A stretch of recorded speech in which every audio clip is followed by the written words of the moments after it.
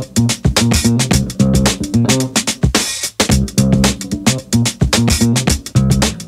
everybody, Raul here for Bass Musician Magazine, and today we have the immense honor and pleasure of chatting with bassist, composer, and arranger Hadrien Feraud, coming to you thanks to Skype from Paris, France.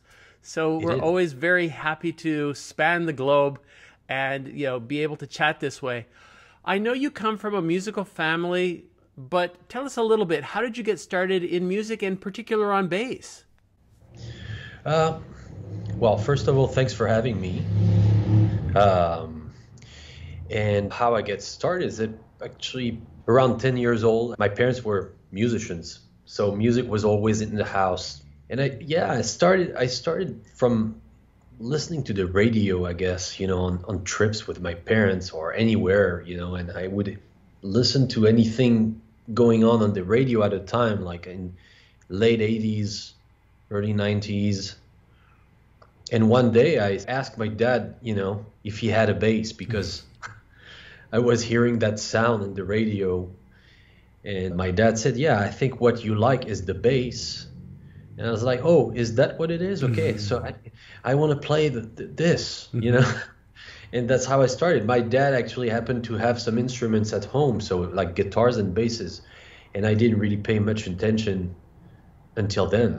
And one day he actually said, well, see what you like on the radio. This is what it is. It's a bass guitar. Check it out. And that's how I got started. I remember always being somehow reactive and sensitive to the music in the movies, and to actually realize later on, way later on in my, path, that somehow the movie music formed my ears to some textures and colors. And I had trained my ears without being aware of it, So this is the whole thing. Long story short, sort of. Got you. And do you have formal training, or are you self-taught? I'm completely self-taught. Yeah, it all went like listening, observing, asking questions. There was a phase for this first 7 years where I actually figured out everything on my own by listening and observing and watching videos.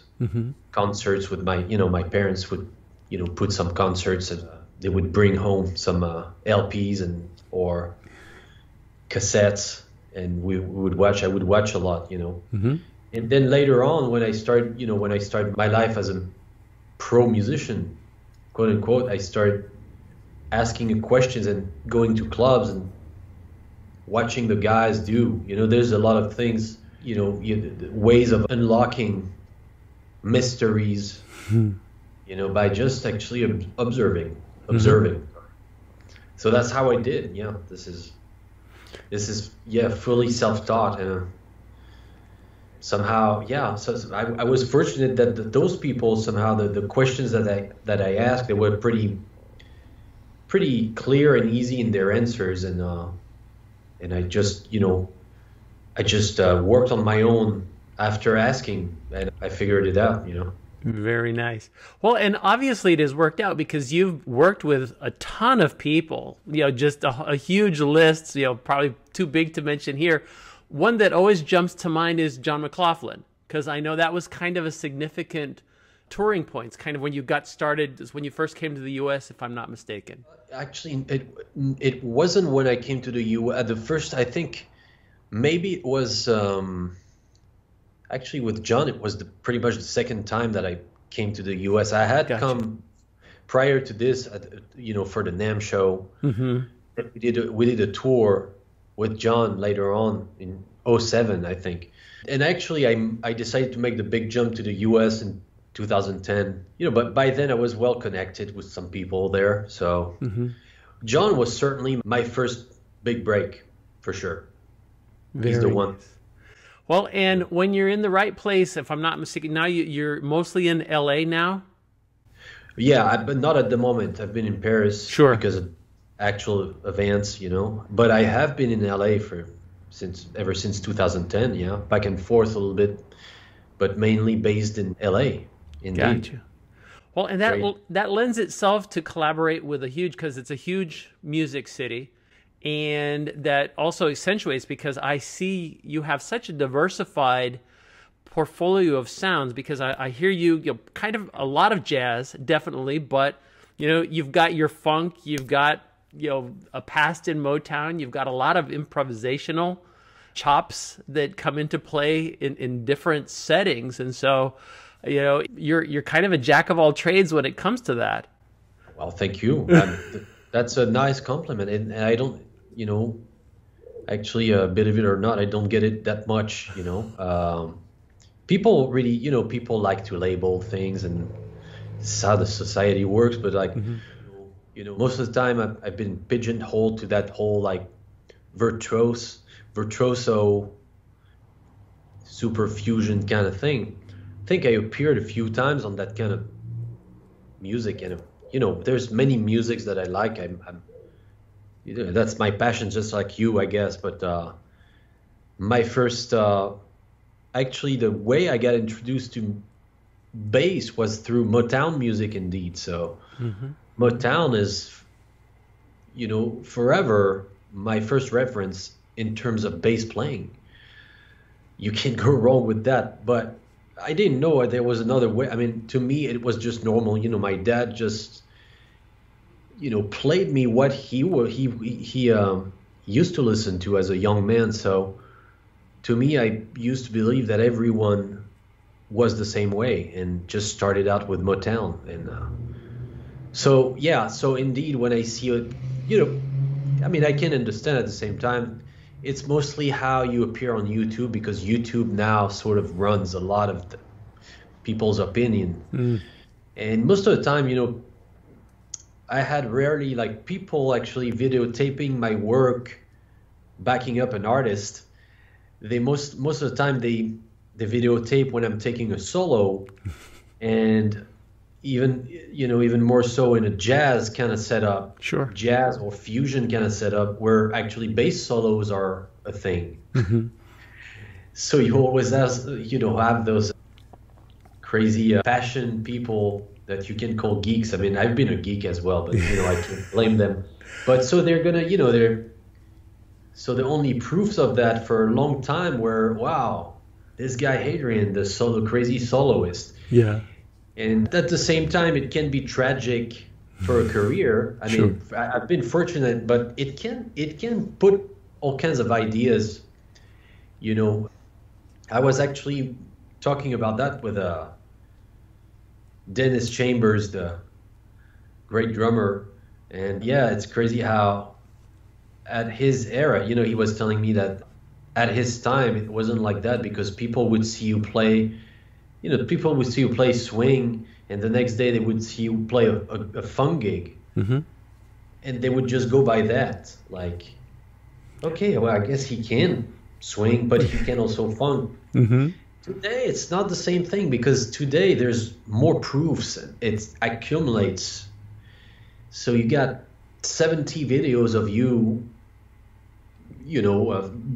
blowing on some changes, and and not so many of you like holding it down, And so as a result, people don't really know if you can hold it down. Still have people questioning it today. After 20 years of career, people still wonder. And sometimes they hear something with me on it in a, I don't know, even a kind of dance house. I've done, I've worked with some artists. I have credits in even country music. They hear it and they don't really buy that it's me. Wow.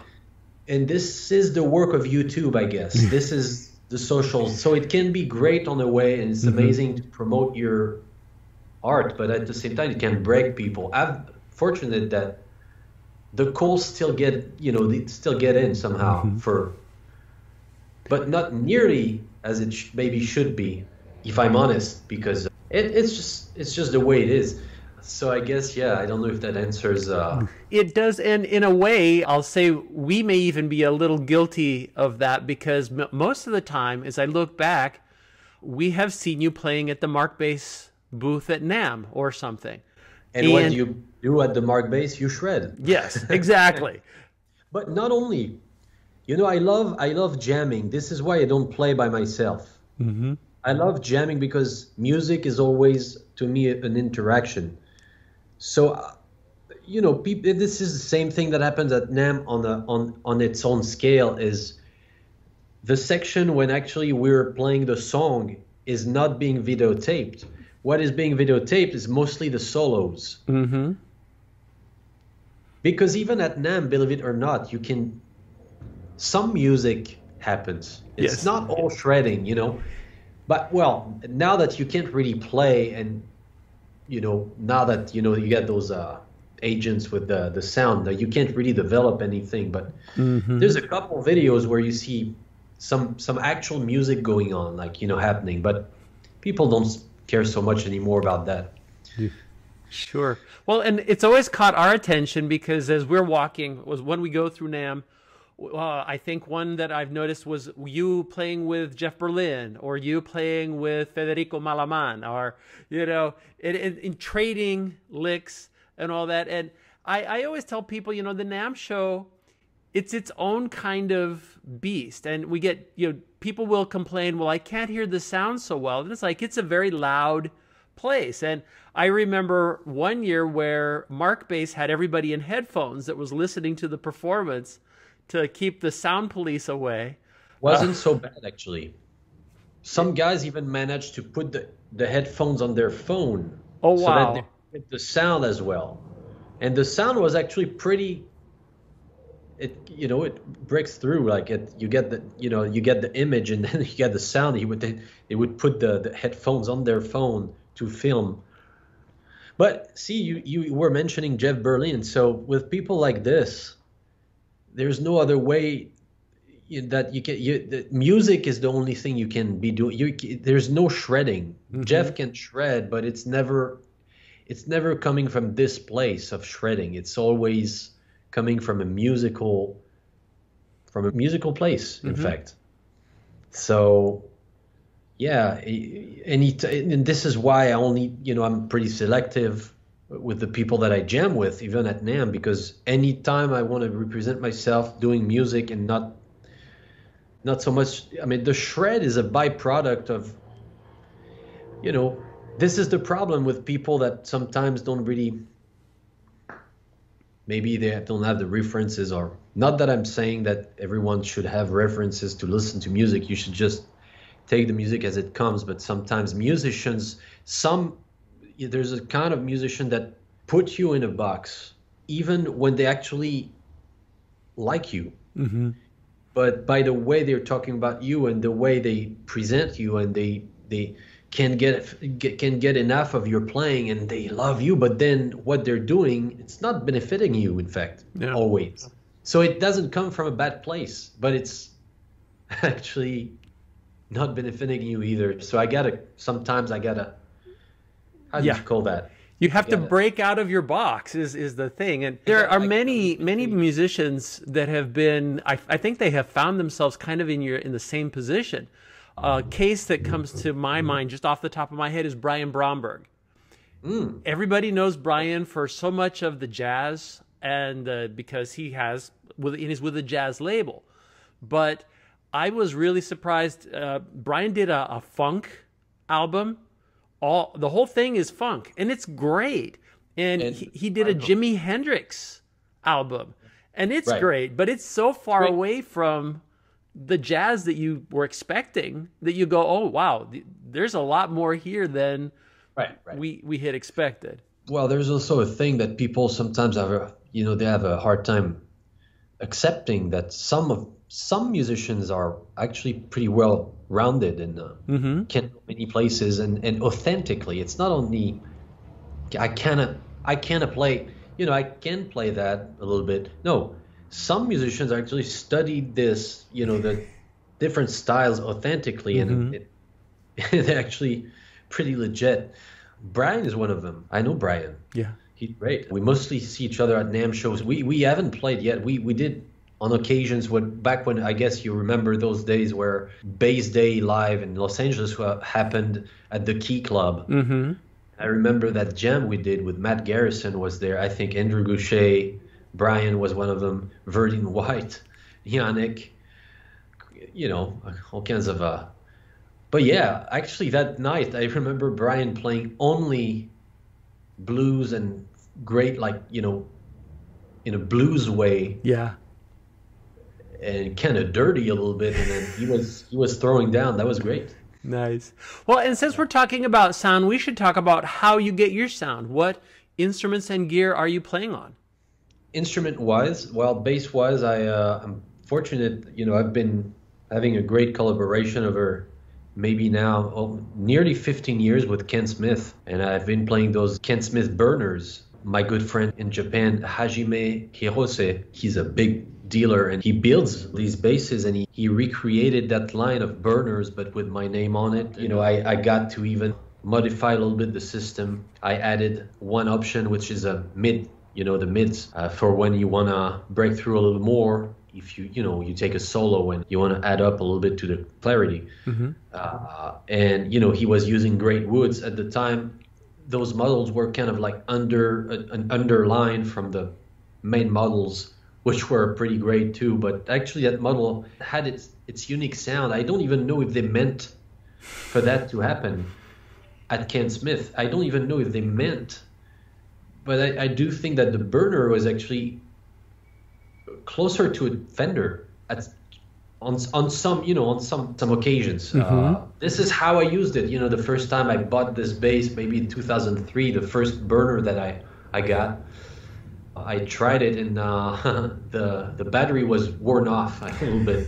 So there was the sound that was actually similar to this version of a port of entry, in the Night Passage, the Weather Report Night Passage album.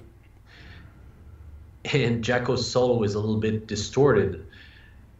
And actually, I picked up this bass and it sounded this way. I was like, wow, that's way cool. And I started shredding for like an hour and a half in the shop, and I couldn't get away from this bass. And I traded it. I think I was playing a Noiser. Remember those basses? They're great basses too. Noiser. Mm-hmm. Noiser. I was playing a 4-string jazz bass Noiser. And I had plans of like switching to 5 strings because I love the the beat, the low beat. I've always loved, and that's how I made the switch. And so I owned my techniques and then my developed, in what is my playing today. I developed it on this bass, mm-hmm. and later on when I got the McLaughlin gig and I played it, on his album called Industrial Zen. And sorry about I don't know if it's really loud. And so that's how the bass got noticed, basically. Mm-hmm. I took a couple solos on those songs and people couldn't tell. The Ken Smith sound was not really, it wasn't a Ken Smith sound somehow, compared to, the old John Petrucci's album where you can kind of hear, that you can hear that kind of like tone. It's very particular, that I love, by the way. And I thought this bass was different. And this is a couple years after that, so maybe in 2008, 2009, that me and Hajime started talking about developing this new line, because they had stopped the burner line maybe in 98 or 7, I'm not too sure, but late 90s they stopped it. So Hajime then put some, he put some fancy woods and nice, very nice looks to it. And then it became a thing, apparently. Yeah. So this is my first instrument. Mm-hmm. And then, I also collaborate with Majonis. He's a great Polish bass maker and guitar as well. And we've been collaborating for nearly 10 years now. So I have a couple of signatures with them, mainly jazz basses this time. Okay. And this is how it, it didn't clash with Ken Smith, because Ken Smith is its own thing, mm-hmm. right? David at Majonis, I told him, okay, if I work with you, I'm really interested in your jazz basses, that model that they call Jabba. Maybe you've tried one of them. I've seen them, yes. They're really good looking, and very punchy. And I was interested in, I always wanted to go back and playing a jazz bass somehow. Mm-hmm. And it was the good opportunity to do so. And I actually brought the same system as Ken Smith, you know, the system that I use, the EQ. Mm. This is brought from the Ken Smith. Nice. But with the sound of a jazz bass. So for funk stuff, it's a little better. Ken Smith can be great to play Motown, hip hop and stuff like that, because it has that sound that's pretty, you know, maybe a little smoother and more round and dark. And it has more bite on the Mayones. So however you can do a good array of, good variety of sonorities. So this is what I'm playing, and now I'm developing a semi-hollow model with Mark Bass, because Mark Bass started their own line of, as you know. Yes. So both Ken Smith and Mayones couldn't do that. I've asked them many times, and so this was an opportunity to work with Marco and develop something a little more, you know, wooden kind of vibe, you know. Mm-hmm. So still 5 strings and same kind of options, but maybe with a piezo to sound a little more acoustic.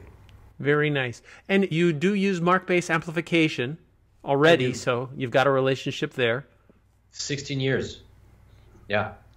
Great company. They've always spoiled me. I mean, anytime I've asked for something, you know, that's all I need, really. I mean, this is perfect for my playing, and the family, you know, they're Italians. I'm half Italian from my mom. You know, I love, you know, it's a family. So there you go. Well, and we should mention strings. You're an Elixir player? Elixir, indeed. Yeah, Elixir has been nearly 15 years as well. I remember that. I think I started playing Elixir when I was with John McLaughlin. So it's been a while. Same thing.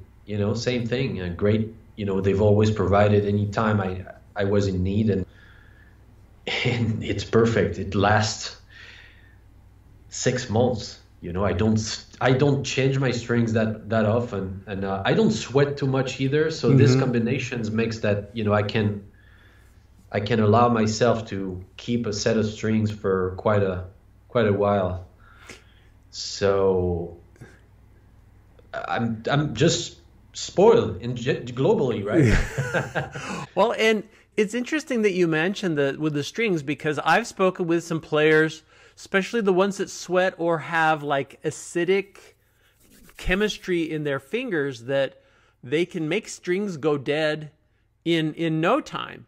And somebody I spoke to that was telling me he will boil his strings to get extra light. Mike Pope. He will boil them and get a little more time out of them. It works. But I feel like that's when, you know, they don't have a coating on. So Elixir were the first one to do that kind of treatment. Then I think other brands started doing it, but, you know, I'm going to stay with the originals. Absolutely. But, yeah, it's really, no, seriously. All of my basses right now, I think during COVID, I changed my strings at the same time, you know, on 3 different basses. Honestly, I think it happened in November. Wow. The basses are still bright. Nice. Yeah. Very nice. And are there any other components or things that you use, you know, gear-wise to help you get your sound or achieve what you do? No. Not really. I mean, you know, in these days especially, yeah, I have been sometimes using recently only. There's a Mark Bass, you know, it's pretty technical, right? But there's a Mark Bass preamp that's pretty killing, especially in studio, actually, I use it. But I believe that you can make this is what I've been trying to do, bring less and less effects, and it works. I mean, it really, all I ever need is mainly a volume pedal for expression, and maybe a little TC electronic tremolo and chorus octave from Mark Bass. Most of my effects are Mark Bass, and then I just have that TC thing. But they are literally gigs where I showed up with no effects. I remember actually, if I, when I sub for Rick Fiabracci on the Blood, Sweat and Tears, I show up with no effects. This is it doesn't need. Yeah, I try more and more to not rely on anything, just in case, and also because it's heavy, Sure. and because now it depends of the. It all depends of the style. Sure. One like Tim Lefebvre is amazing with this, and I mean he could play without effects because he's not relying only on that. He can actually that's what people don't realize about Tim. Some people. Yes. Some people, because Tim is actually a real player. He can really play like with no effects. But usually the type of things he does, require that type of stuff, and he's doing it beautifully. And I think he's the best to ever do it in this field. I mean, so I don't know if I want to go that route fully. I'll bring a few effects every now and then. I love it, but not so many. And the rest is only EQ. As you could, maybe you've seen me play. I'm constantly tweaking.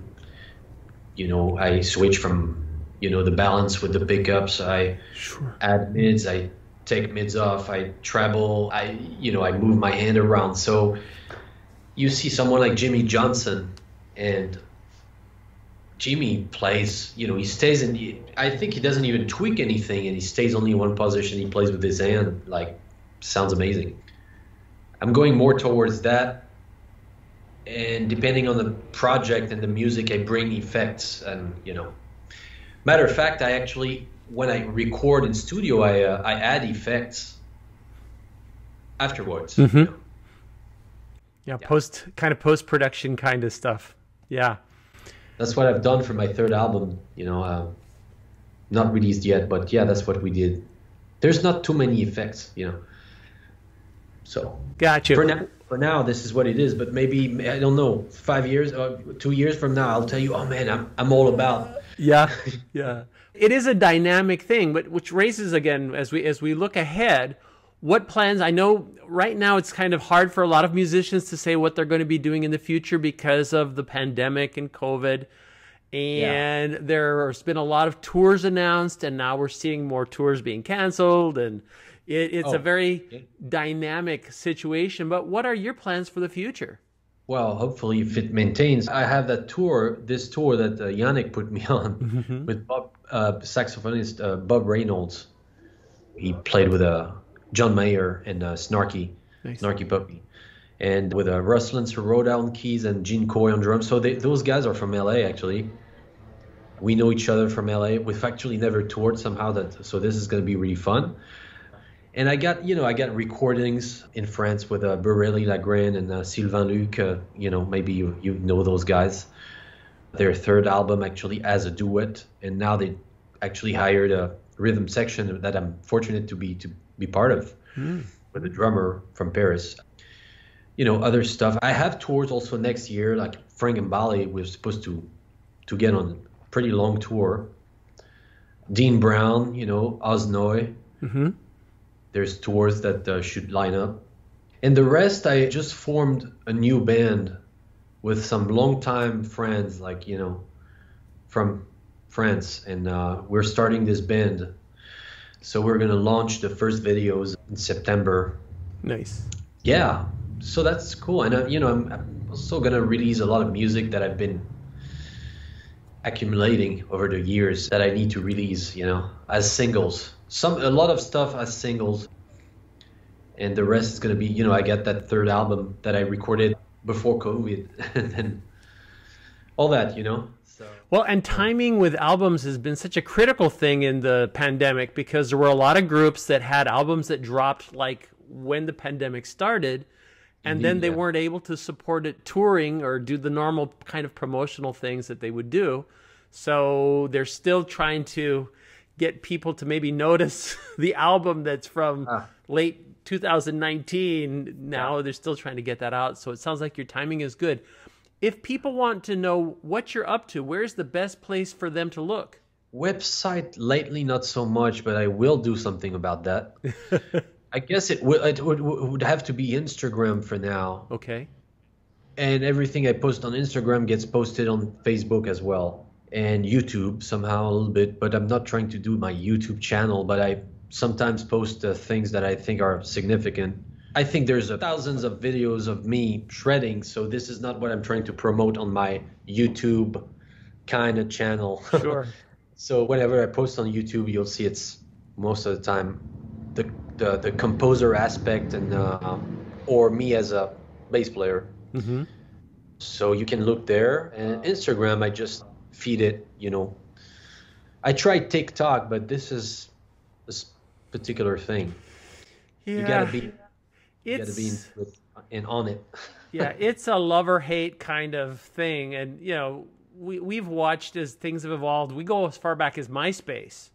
And then we had to adapt to Facebook and adapt to Instagram and all that. So it's I'm not sure about TikTok. I know there's a lot of people that's the path they're taking, but me not so much. You know, young people like yeah, they're not like from 12 to 25 maybe. Yeah. And they're doing it great. I don't, you know, they're on it constantly. They post several times a day.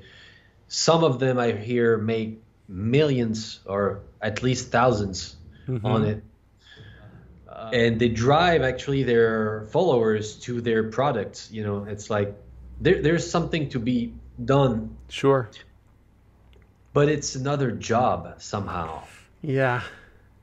Yeah, so. Well, and it's finding that balance, especially because you're a performing musician. I remember we had the conversation with Antonella Massa. Of course. And she had mentioned that some young lady came up to her at the NAMM show and introduced herself as a YouTube star. And Antonella said, well, but who do you play with? And she's like, well, nobody. I just play on YouTube in my bedroom. And Antonella told her, you need to play with other people.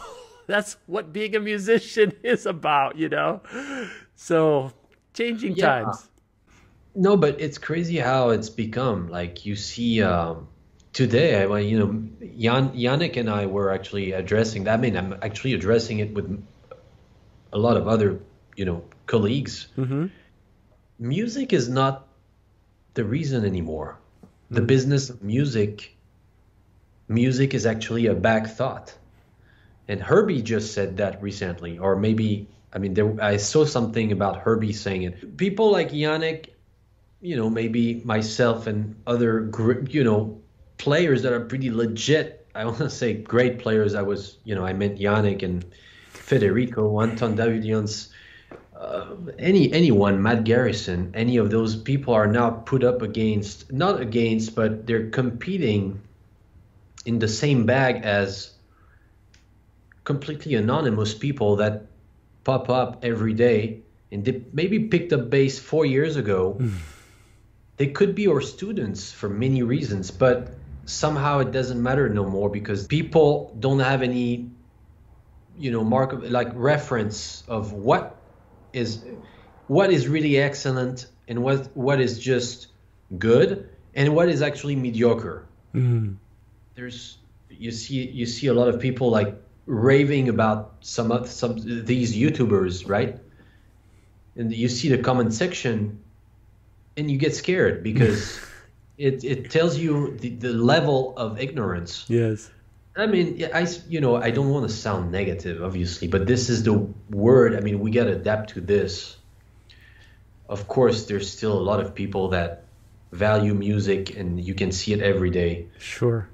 But on the other end, you see also that side, and this is pretty scary. I mean, to me, it makes you think. I mean, you know, there's something to learn from all that. So absolutely. Well, and you make a very good distinction because there's music and there's the music business. And so much of what is the business is a dumbing down to the lowest common denominator. Exactly. And it has very little music. And so this is why I still believe, and I will say you're too humble because to me you are, of course, one of the great players on the planet. You know, Thank you. It is important that we have people like you to continue to maintain the integrity of music as it is, or else it's going to turn into this dumbed down kind of stuff that... For who wants to hear it? Of course, yes. It's the same thing. It's for who wants to hear what the bar should be. Mm-hmm.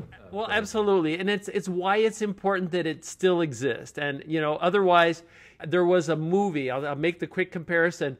Sylvester Stallone had been frozen, and he came to the future, and they were going to take him out to eat, and they took him to Taco Bell. I love that movie. Yes. And so he said, this is a good restaurant. It's Taco Bell. And they're like, well, there were restaurant wars, and the one that survived was Taco Bell. And now it's yeah. And it's kind of that way with a lot of music. If it doesn't have a video to catch your attention. No substance. Oh, yeah. No substance. You know, a cruel lack of knowledge from most of those YouTubers that do stuff that are, there's no soul at all. Because they're not doing it for the music's sake. It's not coming from the place of music. And this is why. But yeah, no, you said it. I mean, as long as there's people like me, I won't quit, you know. Good. They're going to have to deal with me. Like, really. I mean, I won't quit, and I will still try to be there and, you know, and send a message. Absolutely. Who wants to hear it? Somebody has to. Well, Hadrien, we appreciate you taking time out of your busy schedule and all that to share all of this with us. People stay on top of what Hadrien's doing. New album to come. Catch him touring. Support music, please. You know, live music. Yeah. we definitely want to see that come back. So there you go. Folks, you've seen him here. Hadrien Feraud on Bass Musician Magazine. Thank you, guys. Thank you, Raul.